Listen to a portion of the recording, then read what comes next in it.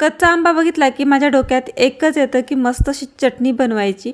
तर बाजारात गेले होते, त्याच्यात मला कच्चा आंबा दिसला. तर खूप ठिकाणी कच्चे आंबे येत आहेत, तर मी इथे एकच आणला आहे. तो हा एकच 30 रुपयाचा आंबा आहे हा. तर खूप महाग भेटत आहेत. तर हा आंबा मी पहिल्यांदा स्वच्छ धुवून घेतलेला आहे. त्याच्यानंतर आपल्याला काय करायचं आहे, ते कट करून घ्यायचं आहे आणि आपल्याला त्याच्यामधलं जे बी असतं ते काढून घ्यायचं आहे. त्याच्यानंतर इथे टोमॅटो घेतलेले आहेत 3. तव्यावर तेल टाकून घेतलेलं आहे. टोमॅटो अशा प्रकारे आपल्याला ठेवायचे आहे. त्याच्यानंतर आंबासुद्धा आपल्याला ठेवून घ्यायचं आहे. वरून मिरची पण ठेवून घ्यायची आहे. लसूण टाकलेला आहे मी आणि इथे मी 2 काश्मीरी चिलीसुद्धा टाकून घेतलेले आहे. त्याचं झाकण ठेवायचं आहे आणि छान असे याला आपल्याला भाजून घ्यायचं आहे. तर स्लो गॅस ठेवा, जास्त असं हाय करू नका, नाहीतर मग शिजणार नाही, करपून जाईल. तर पाहू शकताय मस्त असं शिजलेलं आहे. आता त्याचं जे साल आहे टोमॅटोचं ते काढून घेणार आहे आणि आपल्याला हे साईडला काढून घ्यायचं आहे. आणि आंबा जो आहे तो सुद्धा छान असा मऊ पडलेला आहे. आंबासुद्धा साईडला काढून घ्यायचा आहे. आता कच्चा आंबा म्हटल्यानंतर ना आंब्याच्या वेगवेगळ्या चटण्यासुद्धा होतात. कोणी भाजून करतो, कोणी उकडून करतो, कोणी काहीच करत नाही, डायरेक्ट त्याला म्हणजे सोलून वगैरे डायरेक्ट ठेचून पण छान कांदा वगैरे टाकून पण करतं. आज तुम्हाला वेगळ्या पद्धतीने करून दाखवणार आहे.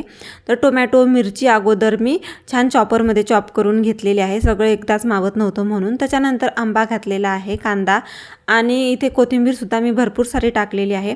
त्या आंब्याचं साल जे आहे ते काढून टाकायचं आहे आपल्याला आणि मधला गर तेवढा टाकायचा आहे आपल्याला. आता कांदासुद्धा टाकून घेतलेला आहे, तो सुद्धा आपल्याला चॉपरमध्ये छान असा चॉप करून घ्यायचा आहे. आता सगळं मिश्रण एकत्र करून आपल्याला मिक्स करून घ्यायचं आहे.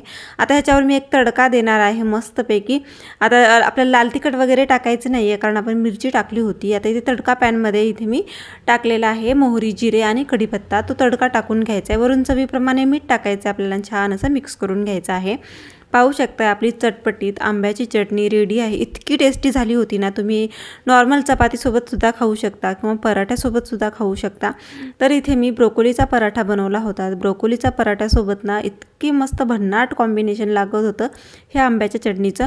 तुम्ही सीझन आलेला आहे, लवकरात लवकर अशा प्रकारे ट्राय करा आणि कशी झाली कमेंटमध्ये सांगा. माझ्या तोंडाला आताच पाणी सुटते. तर इतकी टेस्टी लागत होती ना, तुम्ही सुद्धा अशा प्रकारे नक्की एकदा ट्राय करा. ट्राय केल्यानंतर रिव्ह्यू माझ्या कमेंटमध्ये द्यायला विसरू नका. तुम्ही कोणत्याही पराठ्यासोबत खाऊ शकता, नॉर्मल चपातीसोबतसुद्धा किंवा भाकरसोबतसुद्धा खाऊ शकता. नक्की ट्राय करा. तर कोणी नवीन असेल, पहिल्यांदाच माझे व्हिडिओ पाहत असेल, तर माझ्या चॅनलला सबस्क्राईब केल्याशिवाय जायचं नाही. लाईक, शेअर आणि सबस्क्राईब करा, म्हणजे मी असेच नवनवीन व्हिडिओ अपलोड करत राहील आणि तुम्हाला पहिल्यांदा माझे व्हिडिओ बघता येईल. तर नक्की सबस्क्राईब करा. भेटूया नवीन व्हिडिओमध्ये. तोपर्यंत बाय बाय.